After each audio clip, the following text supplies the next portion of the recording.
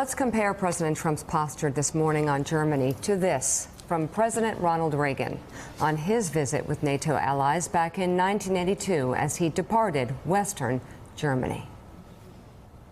In Berlin this morning, I looked across that tragic wall and saw the grim consequences of freedom denied.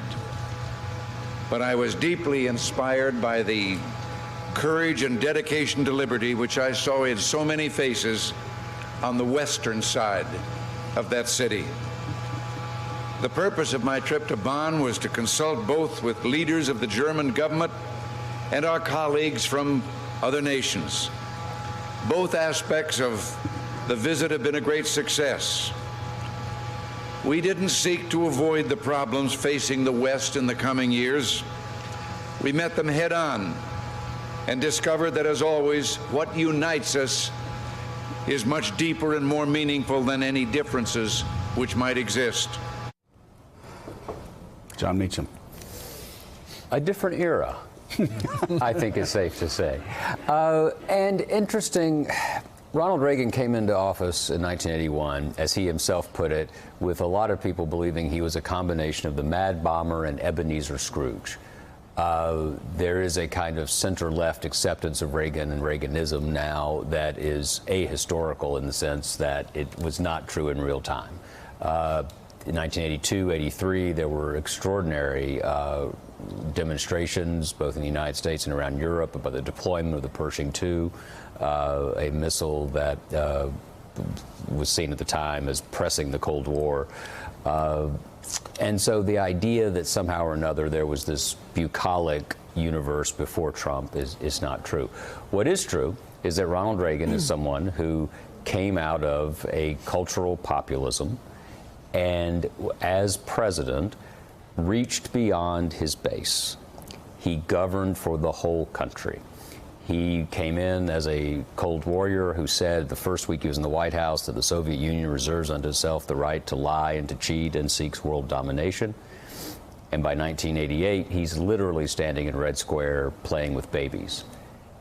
He was a union negotiator. Mm-hmm. He understood that hope was a better bet than fear.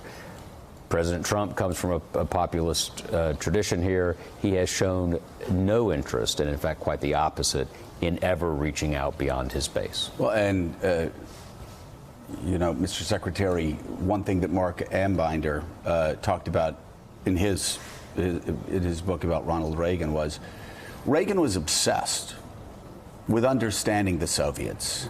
He didn't quite understand why the Soviets feared us as much as they did. So he read every book on the Soviet Union he could. He was constantly asking experts, why do they fear us? What do we need to do? After he got shot, of course, we all know he felt like it was God had given him this time on Earth to rid the world of the nuclear menace. And that's what he got to work on by trying to understand those with whom he disagreed. That would seem to be a good model for the 45th president as well. Well, Reagan had a positive vision. It wasn't just negative. It was, how do we achieve something positive? And he had a strategic vision. And I think to maybe a greater degree than was appreciated at the time, he was somebody who read and listened and learned and was a thinker. So, I mean, I think that was a real strength that he had.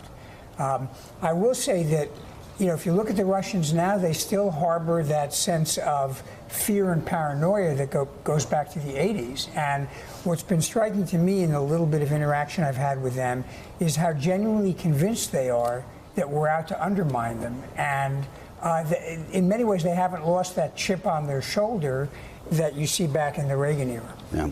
Well, Mr. Secretary, thank you so much for being with us. Michael Chertoff, the book is... And talk about a timely book, an important book. The book is Exploding Data, Reclaiming Our Cybersecurity in the Digital Age, a must-read. Thank you. Still ahead on Morning Joe, President Trump may think NATO is a waste of time, but as we mentioned, 97% of the U.S. Senate disagrees with the President of the United States. How lawmakers sent their own message to American allies just hours after the President touched down in Europe. You're watching Morning Joe.